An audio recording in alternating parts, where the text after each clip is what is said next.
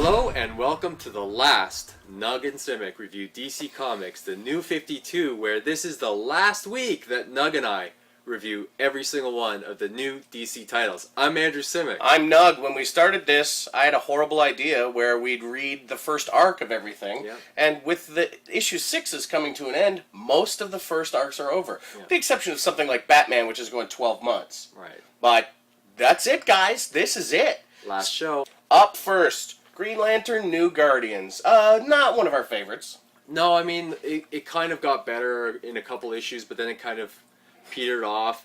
The introduction of the solar system space station. Orrery. The Orrery. Orrery. Was actually really interesting.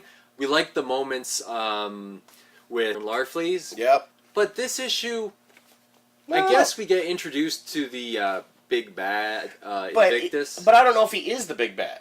Because he's acting like he is the supreme god of good. Yeah, the light. Right, I mean, and there is a cool moment here with Saint Walker, where he's trying to read what he needs to heal the torment of his soul, and there's nothing to heal. No, he's doing right. It does ask a philosophical question, but having said that, it feels odd that it's in such an action-packed book. Yeah, and when the Orange Lantern is not there, and he's sent a representative, and it turns out the Orange Lantern is the guy that Invictus wants to kick the crap out of. Yeah. It kind of makes you wonder how they're all going to work as a team.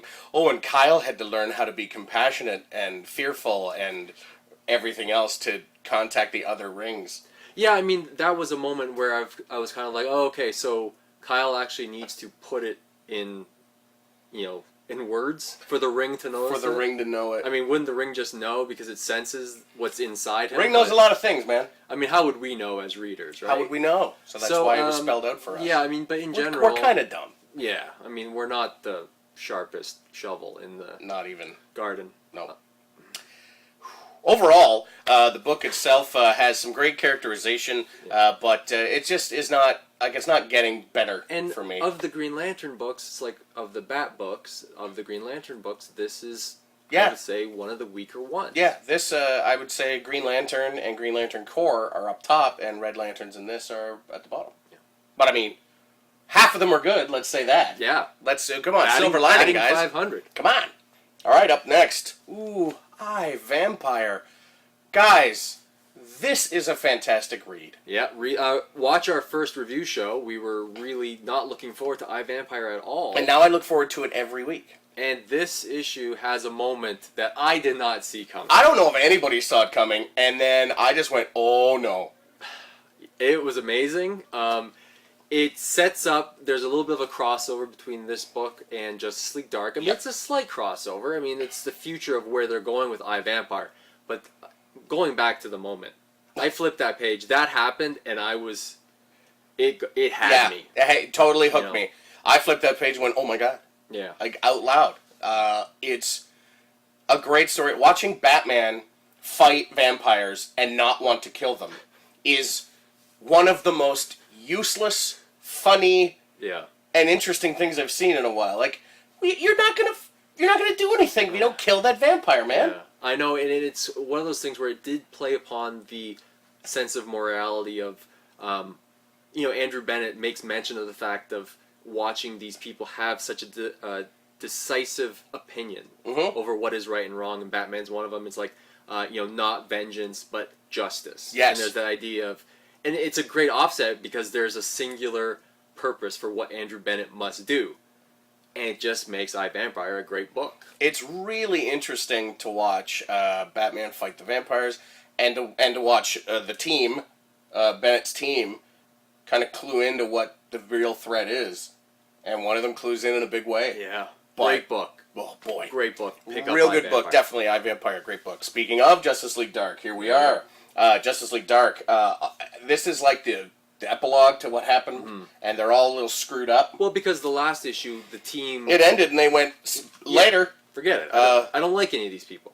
But this is the epilogue of them dealing with the fact that they've all, touched each other's lives. Yeah. And they're a mess. Right? Yeah, totally did.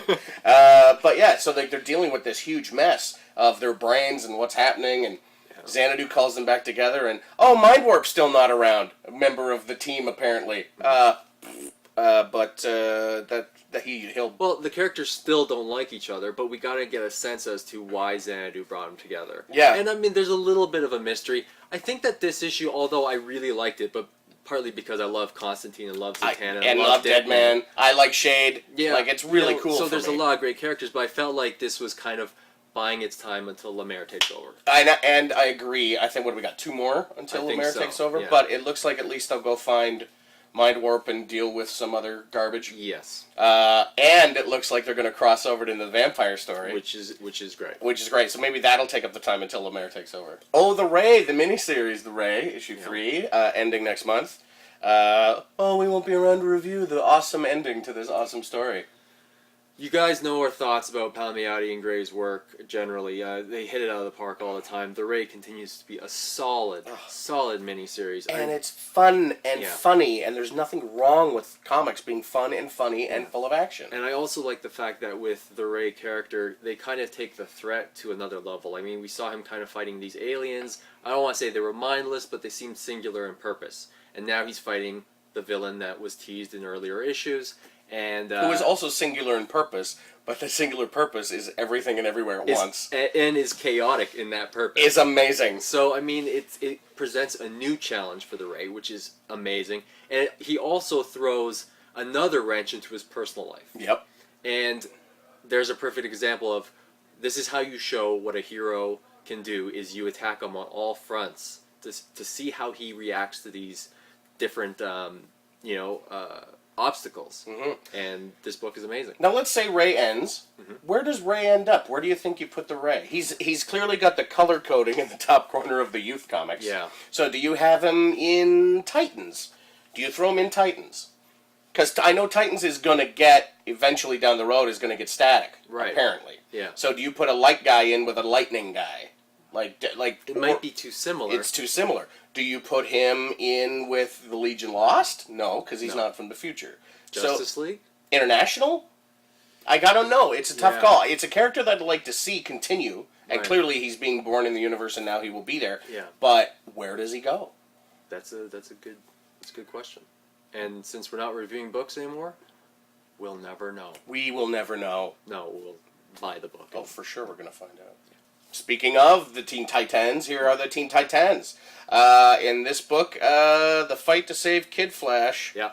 I love this book. This book was great! This was last month's book of the week for me. Mm-hmm. I thought this book was even stronger, partly because the character banter in this book is amazing. Like, Bunker, I was telling you, Bunker has Bunker's some the great best! lines. Some great lines, and he and Wonder Girl have some great scenes together. Not only that, Red Robin and Wonder Girl have some great scenes together. Red Robin and Virgil Static Shock Hawkins have some great moments together. Why is Static Shock great in this book? Static Shock is awesome in this book. Static Shock should have only been in this book all along. Should not have been in his own book if that was going to happen to it. Whether it was the writing or the art or the editorial, whatever, Static in this book is phenomenal. Yeah. And look, Skitter gets a little bit of a personality as well. Yeah. And that works. Yeah. I mean, the thing with Lobdell, so and the thing I love about his Red Hood and the Outlaws, is his character voices. Yeah. Everyone sounds different, and at the same time, these Teen Titans sound like teens. They really do. And I love that. Kid Flash gets his new costume. Kid Flash gets a little mystery put to him, too. Yeah, it's all really great stuff. I like that there's going to be a tie-in with the Legion. I really do. I'm excited for this whole culling thing. Yeah. You know, it's definitely, in terms of the books I'm going to continue to pick up, I'm not a Legion fan, but this is kind of at least holding me on to the Legion Lost. Yeah. I'll read Legion Lost. Yeah. I'll continue to read Legion Lost. Right. Legion, I don't know. I mean, I'm a Legion nerd, and I don't think I'm going to continue picking up the Legion book. But the Legion Lost book is one I'll definitely continue. For sure. And Teen Titans, this issue made me laugh out loud a number of times. For sure it did. So it's a great book, and I would definitely pick it up. Absolutely. Voodoo. Here we are. Last issue, we find out Voodoo has been a clone. Yes. Most of the time, we've been following her, I think. Very interesting development. Very interesting development. And then we get to see Voodoo in 2 places at once. Voodoo dealing with the Damonite threat. You know what? It kind of works, because Voodoo's 2 things. Mm-hmm. She's a hybrid, so we get the 2 sides of her in 2 different places. And it's really fun to read. This is the B-movie book, Yeah. right? And this is just hitting that style out of the park. She does something here when she transforms into something that she doesn't even know she transforms into, which, adds to the mystery. And now we've got two Voodoos. Voodoo. Voodoo. Voodoo. Yeah. They're both now on the case. Yes. And we also get Blackjack in action as well. And I want to know more about Blackjack. I don't know if I've seen him before. I think maybe he was in the Shade, like the Uncle Sam series. It makes me think he was in that. Just his character design makes me think of that. Yeah. And then it looks like we're going to tie in with BlackHawks. I think that this book is going to tie into quite a bit of books. There was a lot of editors' notes saying, look into Superman number 7, look into BlackHawks, look into Grifter. So, I mean, this Damonite threat is going to be huge in the DC universe. I think it's weird that they're all happening. Here's what's funny. I think they're all happening at the same time. The culling, the Damonites, the vampires. Like, they're all happening at once. They're all happening at the same time. Yeah. That Court of Owls. Yeah. They're all happening at the same time. Yeah. It's busy. It's a busy time. 2012, right? The end of the world. Everything. As we know it. Oh, man. Sucks. Up next, BlackHawks. A book we're enjoying. It's going to be sad to see it go, Dave. Yeah, I mean, we really like the fact that we're dealing with humans and dealing with technology and kind of being inadequate about it. And he said, like, there's the Black Razors, Yeah. which are part of BlackHawks that we've seen in Voodoo. And as he says in the book, the lead BlackHawk says, BlackHawks hunt down rogue tech. Yeah. And Black Razors do rogue alien stuff. Yeah. So, great line in here that pretty much explains the difference between this government agency and another one, the Justice League International. Yeah. It's a great book. I love the two guys having a beer. Irish is having a beer, and it's great. Well, I mean, the thing with BlackHawks is its strength was in those human characters dealing with human problems in an extraordinary technological situation. Yeah. I mean, that when they're sharing a beer, and the one character is looking at his own obsolescence in the whole situation. I mean, it's kind of bittersweet and funny. And Irish having a beer and saying, so we're fighting microscopic machines, huh? Can't shoot those. Can't shoot them. I don't know what to do. So it's a great. Really, really great. I'm actually really sad to see BlackHawks go, because while it didn't start off with a gotcha, grab you beginning, it really picked up steam and became a strong book. It'll be interesting to see where they fit in. I know they're going to end up with Justice League International, I think, and OMAC, I think, somehow dealing with that, which is rogue tech, like that's OMAC. Sure. And so it'll be fun to see that happen. It'll be sad to see the book go, but... Well, I mean, I wanted to see more of Lady Blackhawk and just some of the characters. I mean, they did such a good job rounding out the team, and I mean, they're not going to be able to wrap it up, in two issues properly. But would BlackHawks have been a book that I would keep picking up? I still can't say I'm sure. No, I don't think so. Yeah. We had the luxury of reading every one of them every week, and so I think it grew on us that way. But I wouldn't have known that this book was any good because I probably wouldn't have picked it up in the first place. Yeah. All-Star Western. There's not enough good things I can say about this book. Yeah, I mean, every month we come out and we say that this is the book you should be picking up. This is Jonah Hex kicking ass, dealing with the tribe of Indians under Gotham, under Wayne Manor, in the Batcave, which are called the Majani tribe. I don't know how you know this. It's from another... Okay. So anyway, they deal with that. They deal with the kids being put to work underground. They meet the Waynes of the 1800s. I completely geeked out a bit when they came out of the cave right in front of Wayne Manor, went into Wayne Manor, met the Waynes. I thought that was amazing. And then there's a tease for the upcoming Court of Owls. The place is full of owls! Not the Wayne Manor. No. The Moody Manor. Yeah. But an incredible read, an incredible book. Can't wait to read when they go to New Orleans. They meet up with Nighthawk and Cinnamon. Cannot wait to read that. And then Barbary Ghost wraps up and kicks ass. It's amazing. It's so good. This book is cover to cover amazing. I mean, I don't know how many cliches I can say right now in terms of how good this book actually is. And what I will say is Palmiotti and Gray have done a great job in, while visiting the legend of what Batman will become, creating the legend of Jonah Hex and Arkham, their team, the legend of the Barbary Ghost. I mean, these are humans, but the legends around them. Well, and we had El Diablo, but now we're gonna go Nighthawk Cinnamon. Yeah. Like, the backup is awesome. I can't wait for Batlash. Like, these old Western characters, love Batlash. This is definitely a great book, and along with Animal Man and Swamp Thing, I'd say that All-Star Western is probably the book that you might not have heard of. It might not be on the top, but it's a book that you should definitely be picking up. Absolutely. If you're a Bat nerd like this guy, definitely pick up. If you haven't been picking up All-Star Western, do it. If you're a fan of good storytelling and great characters, All-Star Western's your thing. If you like Deadwood, get that. It's all there. All-Star Western has it all. Wow, I'm really pitching this. You said it all. It's so, true. You'll never Western. have to hear me say this again. Think about that. All right, up next, Hawkman. Look, I'm shilling Hawkman today. Hawkman wasn't bad. This, again, we said last week, should have been the first story. Yeah, 100%. 100% should have been the first story. Start off a little slower. I mean, not to say that the threat that he's facing here isn't, end of the world kind of thing, but the Gentleman Ghost is a cool character. And I love Gentleman Ghost. I've always loved Gentleman Ghost. I love that white. Yeah. Even the action figure somehow has a floating hat and monocle, which I love. Yeah. I did ask the question, which I think we all want to know, why does a ghost have shoulder pads?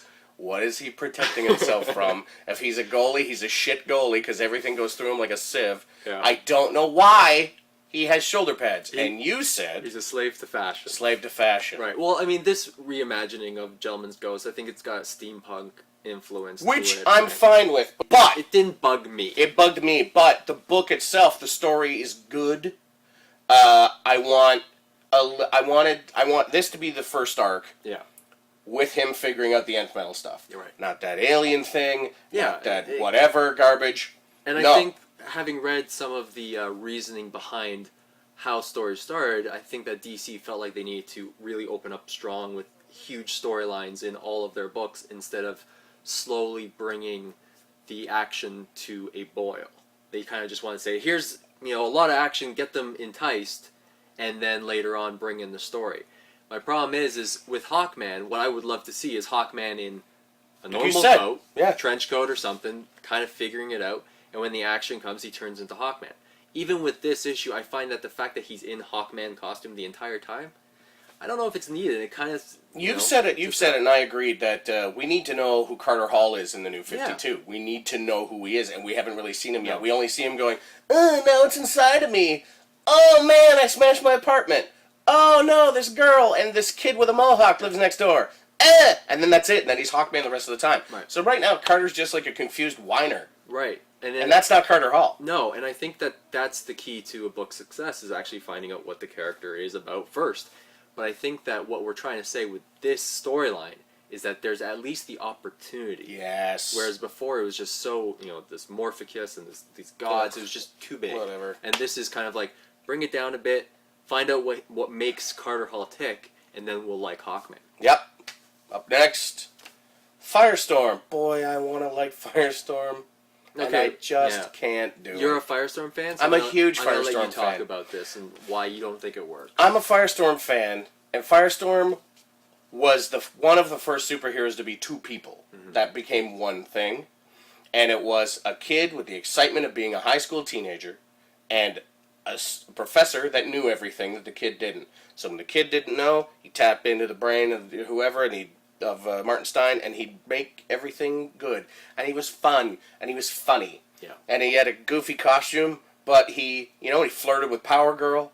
Like, Firestorm was a lot of fun, Ronnie Raymond. And then when he died, and Jason Rush took over, Jason Rush he had to deal with the heavy stuff right away, because he had his dad, and it's all heavy stuff, in the 90s, 2000s, it's all about being a hero with heavy stuff.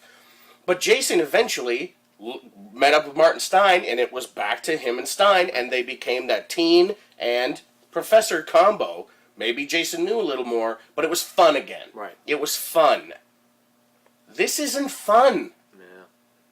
See, I mean, I agree with you. I mean, I don't have the history with Firestorm that you do, but what I will say and what I do notice is one of my problems with Firestorm was I felt that they were taking a ton of different concepts and mashing them together as best as they can, and then in a couple of the issues, what stands out to me is like the flavor of the week of what they want to talk about this week. And remember, the racism angle I thought was kind of shoehorned in. And then they did religion. And then they did religion this week, where it's like, where did that come? Like, and then they do politics. Right. It's kind of like there's not really a seamless.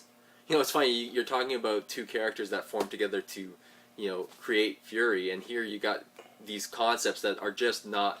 Well, no, and then I read interviews with Van Sciver about the future once Gail Simone leaves and the other writer comes on board.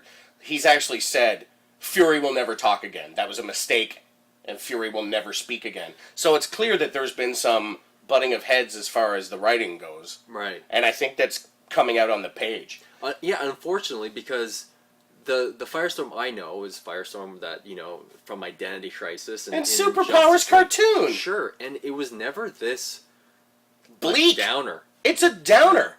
Like, I mean, it ends with the death of 2,000 people. Hey, you know what? I love a comic where I can read it and escape the garbage that's going on in the real world, and this book is full of real world. And I'm sorry, you can bring in some real world stuff now and then, but where's the fun? But also, I mean, don't pick and choose what you take from today's headlines and throw it in as like, oh, now we're current and edgy. I think you kind of set out with a plan and create the overall story. So unfortunately, Firestorm is still a miss for us, and we really wanted this book to be just great because we love the team. And I do love the team. I love both of those people separately. I think together it just doesn't work. Yeah. Flash. Oh. Yes. This is the universe. Flash gets a heads-up display. Flash gets earpieces that function as more than decoration. Yeah, cool. A little cool element. Flash gets a meter, an energy meter. An energy meter that tells him, "Hey, you're gonna blow up," or like, because he's like, the dude says you get it over 80%. Yeah. And there's gonna be bad news. You're gonna tear a hole in the space-time. Blah blah blah. Right. So the very first time we see the meter go off, he's about to fight somebody, and it's like at 41%, and you're like, this thing's gonna blow this issue. It's at 98 when the issue. Like, come on, come on. That's a little fast. Yeah. But great read. What? Little fast for a Flash comic? A little fast. But boy, oh boy, fun book. Very fun book. Great book. And I wasn't sure how I was gonna like the new Captain Cold, to be totally honest. Yeah. Because they kind of change his powers up. We don't know the... Yeah, but what I did like is the Captain Cold's push. The whole reason behind what he's doing is actually because the Flash did something. Yeah. Yeah, I mean, it's how you create great arch nemesis. This book let us down last month with the end of the mob rule stuff. The end of the mob rule stuff. I think this is back on track. Yeah, it's real good. I think the idea that they were playing with before of the limit that Barry Allen has over his power and what pushing it to the limit, the toll it could cost on everyone, not just him. And I like where they're going with that. Me too. It's a fun read. I like the idea of the heads-up display. Yeah. I don't know how great that is when you're running. I think you need to see where you're going. I like that he's got a buddy, even though, like this scientist buddy. I like that. Even though it doesn't seem like he's a buddy to Barry, he's just a buddy to the Flash, which is fine. Totally fine. Yeah. I'm noticing a lot in a lot of the DC comics. When you read all of them for 6 months, you notice some themes. Similarities. Everybody's got a buddy. Yeah. Every hero has a buddy. Everyone's got a buddy. Everybody's got a buddy. We're buddies. We're pals. But every hero's got their Batcave where they can go, and they've got someone there to help. The Bat's got Alfred. Oddly, the only one that doesn't have that is Superman. How strange that nobody wants to be pals with Superman. And nobody likes the new Superman. But, hey, who are we to judge? Yeah. Flash, great read. Excellent writing. Excellent art. So fun. Pick it up. Definitely. Aquaman, or more correctly this month, Aquawoman. Aquawoman. That is like... We joke in my family what the most awkward words are to say. Yeah. And one of our favorites to say is awkwarder, because it actually is hard your mouth. Yeah. And it's not. It should be more awkward, but we're saying it wrong. Yeah. But Aquawoman is it's the hardest thing in the world to wrap your mouth around, and everybody says it in this book. Yeah. Mara kicks some ass. Mara stands up and gets a guy to, like, have you read the preview pages? She breaks a dude's arm. Yep. And then helps... Well, and then aids the police. It wasn't, that guy was obviously asking for it. Well, yeah, look at how he was dressed. I'm not sure if he was asking for a broken arm, but I actually like the fact that, they even mentioned this. It's a fish out of water story, and Mara, Literally. yeah, Mara is even, Mara goes, "Ugh," which I love. Mara's even more of a fish out of water than Aquaman is. Yep. Aquaman. What I love about this is Aquaman at least has patience. Mara has no. Mara patience. has zero patience. I don't get you people. Break arm, kill dude. Yeah. Like, that's what I do. Yeah. And then right at the end, one of the humans comes in and goes, "Hey, we're not all horrible." Yeah. So, I mean, this was... and it wasn't really a standalone issue, even though Aquaman appears only in a couple panels, because it is tying in to the overall storyline of Yeah, what it is, they're because doing they with drop a Atlantis. lot of bombs, and they keep that awesome Mara reveal from Brightest Day. Oh, remember Brightest Day? They keep that awesome reveal in, which is great, because that's important to Mara. Well, and also, I mean, they set up all these great stories in Brightest Day, and to just throw them out with the garbage, it's... Like the Firestorm story? Like the Hawkman story? Like the Martian Manhunter story? Like the Hawk and Dove story? Like the Dead Man? Like everybody's... Yeah, so, I mean, going back, I mean... Thanks for keeping one. This Aquaman book, though, is funny. Yeah. The art is great once again. And Mara's a badass. Great book. Way to go. Oh, yeah, this book, Dark Knight. Dark Knight. Leading up to Bane being the bad guy. Gosh, with that movie coming out soon, who knew Bane would be important? So here he is, looking bigger and badder than ever, and that doesn't happen in this book. This does not happen. No. But, I mean, I like the art. All right. Superman appears in this book as well. Yep. Flash is in this book. Here's my thing. With the reimagining of so many characters, and with the new Dark Knight Rises coming out, where Bane seems to be a much more cerebral villain, it's kind of odd that they would choose to go the video game route with Bane. But at the end, he says... It makes him smarter. Now he's smarter. Yeah. Well, if that's the case, then maybe you don't need to be all beef there, do you? It's just an interesting thing, right? Like, it's a decision they made. I'm not saying it's No, I'm not saying it's bad or whatever, but I mean, the book, Dark Knight's not been good. It's been the bad one. Yeah, of the Bat Of books. the Bat books, it's been the bottom of the totem pole. Yeah. So, this month... It doesn't climb out of the basement, no. No. But Hurwitz is taking over, the writer of Pain and Prejudice. Pain and Prejudice, which, I mean, to be honest, guys, I was going to drop this book. Me too. As a Batman fan. And now, maybe I'll just drop it until he comes on board, because I can't wait for him to come on board, and with Finch's art, I think that's a good team. I think so, too. It's going to be great. But this book continues to kind of been, like, there's a lot going on. And there are better Bat books out there right now. So many. So many. Like 13 other Bat books. Hey, it's Superman. Boy. So this is our last show. And this is the last time I really get to talk about Superman. Oh, here we go. What do I have to say? Well, you're going to say you don't like it. You're going to say that this all makes no sense. You're going to say that you miss the old Superman. You're going to say that it took 6 issues for Lois to clue in that this might be Clark. You're going to say, wait a minute, they just undid 6 issues of stuff with one little nanobot, so why write 6 issues if you're just going to undo it at the 6th issue? You're going to say Supergirl shows up for no reason. You're going to say that Lois is not even a character, like she hasn't been fleshed out enough. You're going to say we don't care about Clark or Lois or anyone in this book enough because they haven't been fleshed out as characters.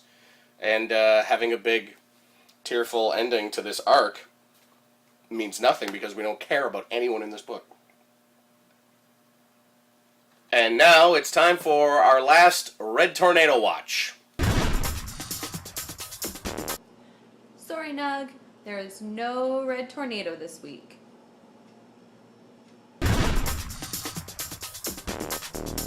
Wow, what a way to go out. Angelina Love from TNA Wrestling, from Impact Wrestling on Spike TV. Just for you, Nug. Thank you, Angelina.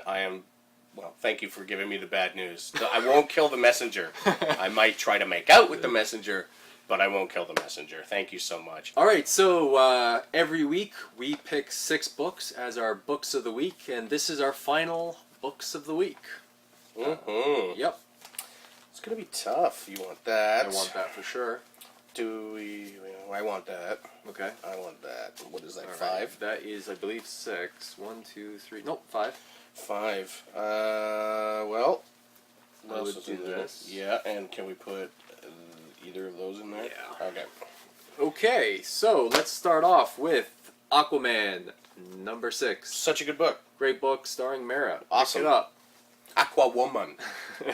All-Star Western, number 6. You can't go wrong. Terrific. Can't go wrong with that book. Teen Titans, number 6. Teen Titans. Great book. Yep. Voodoo, number 6. Continues to be a surprise. A great book. That's right. Another surprise, but not anymore. No. iVampire. No. Solid book. Great iVampire, book. solid book. And Where are you going? If we were allowed to pick it. we would put The Ray. Because The Ray is a great book. It's an awesome book. But because it's a miniseries, we'll We'll keep let it there. that go. And this is where Nug and I will differ. I Yeah, think. because I'm going to put Justice League Dark in my top 6 for sure. And I'm going going to put the Flash. Yeah. So those are our top 6. with And I would honorable put the mention. Flash in my top 6. I would move maybe Titans for Really? that. Maybe. I enjoyed Titans, but Yeah. I like Flash a Yeah. lot. So yeah, those are our top 6 for our last look at the 6s in our last review show. And so your book of the week? I gotta go. As much as I enjoyed Aquaman, and I always pick All-Star Western, don't I? It's consistently good, though. Because it's all So I'm gonna say it's gonna be All-Star Western. If I couldn't pick it because I pick it all the time, I go Aquaman. Okay, and I've been on this whole trend of picking something that I don't usually pick. Right. But All-Star Western this week is so good. It is. That I actually can't do that this week. All-Star Western, number 6, is my book of the week. Oh look, we Go agree out. at the end. Pick it up. Oh, it took 6 months. Harmony over the internet. Isn't Go it figure. neat? Yeah, positivity. Thank you so much to you guys for watching and commenting, and we love to read everybody's comments. Thanks for the Silver Snail for having us every week. Thanks for Alex. Thanks, Alex. Back there for putting up with us So much. We're gonna borrow her charger cord. Hey, I'm still borrowing your charger cord. I just left you a little note on the table. Oh, thanks, Alex. And over the months we've done this, thanks to Brigitte Kingsley and Colin Mockery and Jeff Lemire and Angelina Love for doing the Red Tornado Report and stopping by and saying hi. To my friends Renee and Norm, who were Green Lantern and Flash around Halloween. Yeah. Thanks so much. Oh, God, I just compromised their secret identities. But thanks so much, guys. Check out all the Dark Rising stuff. Check out Illusionoid. Check out what we're doing in the future. And you know what? I just want to say thanks to you, because half of what I love about comic books is sharing it with my friends. At least somebody to talk to about it. Yeah, I mean, that's the great thing. And the best thing about reading books is sharing them with somebody. Well, yeah, and that's why we will share this with you. I thought it would be fun to put myself through hell for 6 months, but it's more fun to have a buddy in the trenches with me. For sure. And for sure, I picked up more books than I will continue to read a lot of these books that I probably wasn't going to continue to read. It was a great experiment. What's your biggest surprise? Of them all. Of them all? Like iVampire? It has to be iVampire. iVampire is probably the one I was dreading the most and has really turned didn't around. Didn't know the art team at all. Didn't know the writing team. I thought, Don't know the character. No. Yeah. Don't know any of the... But what a great book. And disappointment? Superman. Wow. Yeah. I mean, that's not surprising. I know it shouldn't be. And for me, I mean, I'm not a A-list guy. Yeah. But the Superman books have really tanked for me. But I like action because I know Morrison's got a story that's going to weave over a bunch of issues. So here's the thing with comics, right? There's new creative teams coming all the time. There's new stories to be told. Oh, and don't forget those new books coming, like all the Earth 2 stuff. So I mean, it's never just all bad. No, there's always good. There's always coming good, around. and I think, especially on the internet, probably talk about the good stuff more. Yeah. I think we should start a new thing where we talk about the good stuff more than, immediately after this, someone's going to write on here, "You're gay" is going to be one comment, because someone's going to shit on. If you put one positive thing on the internet, guaranteed someone's going to shit on it. If you put a negative thing on, dog pile. Yeah. So, I'm sorry, but... Rise above hate. Love, just love.